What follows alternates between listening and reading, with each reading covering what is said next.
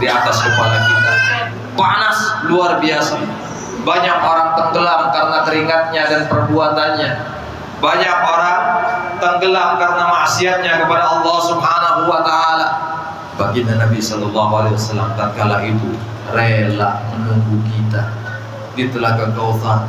Beliau berpanas-panasan juga menunggu kita umatnya satu persatu.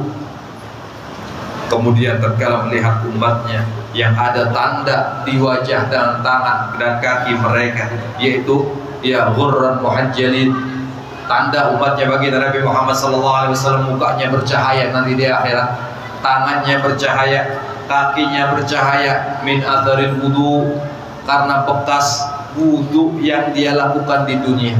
Maka dari itu hadirin yang dimuliakan oleh Allah Subhanahu wa taala, sunnah apabila kita berwudu kita lebihkan daripada batas yang sudah ditentukan. Tatkala kita membasuh tangan misalnya, ya batasan tangan, membasuh tangan yaitu siku, kita lebihkan. Tatkala kita membasuh kaki, batasannya adalah mata kaki, kita lebihkan sampai ke betis, agar cahaya nanti tatkala kita di akhirat sempurna, tatkala di padang mahsyar, sehingga kita dari kejauhan sudah terlihat oleh baginda Nabi sallallahu alaihi wasallam, dan tatkala terlihat dipanggil oleh baginda Nabi sallallahu alaihi wasallam, fulan bin fulan umatku, silahkan minum air Telaga Kautsar.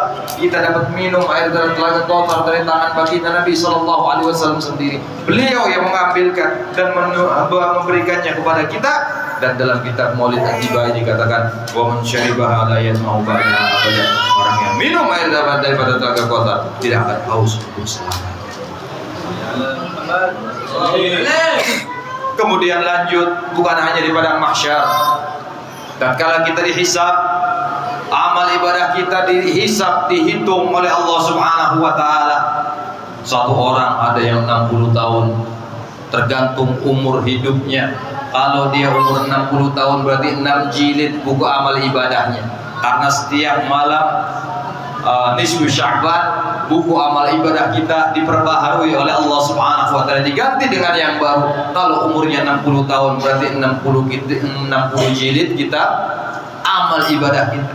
Satu persatu diperiksa oleh Allah Subhanahu wa taala. Baginda Nabi sallallahu alaihi wasallam, beliau pernah waktu itu beliau tahajud di suatu malam, beliau tahajud. Kemudian dalam sholat tahajudnya beliau menangis, dalam sujudnya beliau menangis sampai terbangun Siti Aisyah radhiyallahu taala. Melihat tangisan daripada baginda Nabi sallallahu alaihi wasallam, Siti Aisyah terbangun kemudian menghampiri baginda Nabi sallallahu alaihi wasallam, menunggu baginda Nabi sallallahu alaihi wasallam sampai selesai sholat. Kemudian setelah salam ditanya oleh Aisyah, ma baluka ya Rasulullah, kenapa apa yang membuatmu seperti ini ya Rasulullah? Dikatakan oleh baginda Nabi SAW, iya wahai Aisyah, aku teringat kepada umatku ya Aisyah, nanti tatkala yaumul hisab, tatkala mereka semua dihisab amal ibadah mereka oleh Allah Subhanahu wa taala, aku takut ya Aisyah, tatkala ditanyakan pertanyaan-pertanyaan oleh Allah Subhanahu wa taala, mereka tidak bisa menjawab pertanyaan yang Allah tanyakan kepada mereka. Maka dari itu ya Allah ya Rasulullah ya Aisyah, aku ingin yang menjawab pertanyaan mereka itu adalah aku semuanya wahai Aisyah, sehingga mereka tidak malu di hadapan umat-umat lainnya wahai Aisyah. Di alamul hisab, baginda Nabi sallallahu alaihi wasallam menginginkan ya beliau menjawab pertanyaan Allah kepada kita. Itulah sayangnya baginda Nabi Muhammad sallallahu alaihi wasallam. Kemudian di mizan, setelah hisab lanjut ke mizan, ditimbang amal ibadah kita. Tatkala ditimbang oleh Allah Subhanahu wa taala, banyak umatnya baginda Nabi sallallahu alaihi wasallam yang amal maksiatnya lebih berat daripada amal ibadahnya, sehingga yang amal maksiatnya lebih berat dikumpulkan oleh Allah Subhanahu wa taala dalam satu kelompok. Yang amal ibadahnya baik lebih berat, maka dikumpulkan juga oleh Allah Subhanahu wa taala. Dalam Al-Qur'an Allah katakan, wasiqal ladzina amanu ilal jannati zumara, dan akan digiring orang-orang ya beriman kepada Allah Subhanahu wa taala ke dalam surganya Allah Subhanahu wa taala. Orang-orang yang beriman dan beramal baik akan digiring oleh Allah Subhanahu wa taala yang menuju surganya Allah. Jadi orang masuk surga itu berkelompok-kelompok hadirin. Orang masuk neraka juga berkelompok-kelompok. Wasiqal ladzina kafaru ila jahannama zumara. Orang-orang kafir dan juga orang-orang maksiat kepada Allah Subhanahu wa taala dikumpulkan oleh Allah Subhanahu wa taala, kemudian rame-rame digiring masuk ke dalam nerakanya Allah Subhanahu wa taala. Ada di dalam rombongan orang-orang yang ahli maksiat yang digiring ke dalam nerakanya Allah, terdapat umatnya, beberapa umat baginda Nabi Muhammad sallallahu alaihi wasallam. Kemudian apa yang dilakukan baginda Nabi sallallahu alaihi wasallam? Baginda Nabi sallallahu alaihi wasallam waktu itu berada di atas satu mimbar, yaitu al-maqamul mahmud. Beliau berada di al-maqamul mahmud. Maqamul mahmud itu mimbar yang Allah buatkan daripada cahaya. Semua nabi diberikan kursi-kursi dan mimbar-mimbar, dan yang paling tinggi adalah mimbarnya baginda Nabi Muhammad al-maqamul mahmud. Maka dari itu hadirin, setiap habis adzan ya kita disunnahkan untuk membaca doa adzan. Allahumma rabba hadi da'wati tammah wassalatul qaimah ati sayyidina Muhammadan al-wasilata wal fadilah wal maqamal mahmud alladhi wa'adta. Ya, dan maqam mahmud yang Allah janjikan untuk baginda Nabi Muhammad sallallahu alaihi wasallam. Baginda Nabi sallallahu alaihi wasallam berada di al-maqamul mahmud pada waktu itu.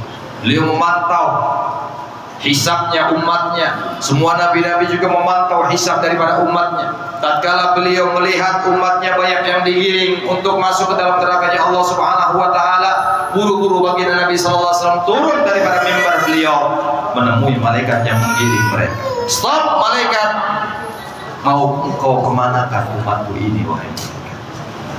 Wahai Muhammad, umatmu ini adalah umat yang ahli maksiat, umat yang amal buruknya lebih berat daripada amal baiknya. Allah perintahkan kami untuk menggiringnya ke dalam nerakanya Allah Subhanahu wa taala. Kata baginda Nabi sallallahu alaihi wasallam, tunggu, coba timbang lagi. Kata malaikat, gak bisa, ini sudah aturan Allah Subhanahu wa taala. Coba aku minta kepada Allah untuk ditimbang lagi. Diizinkan oleh Allah Subhanahu wa taala, kemudian ditimbang kembali amal ibadahnya umat daripada baginda Nabi Muhammad sallallahu alaihi wasallam. Kemudian tatkala ditimbang untuk yang kedua kalinya, memang betul di hadapan baginda Nabi sallallahu alaihi wasallam amal maksiat daripada umatnya ini lebih berat daripada amal ibadahnya kepada Allah Subhanahu wa taala. Kata malaikat, bahkan benar kan Muhammad, umatmu ini banyak maksiat kepada Allah Subhanahu wa taala sehingga amal buruknya lebih berat daripada amal baik. Kemudian apa yang dilakukan oleh baginda Nabi sallallahu alaihi wasallam? Beliau baginda Nabi sallallahu alaihi wasallam mengeluarkan satu kartu kecil, kemudian menaruh di timbangan amal baiknya sehingga amal baiknya itu lebih berat daripada amal buruknya. Ini diceritakan dalam Sahih Bukhari, yaitu hadis tentang haditsu bitaqah, hadis tentang bitaqah atau bitaqah syafaat yang akan baginda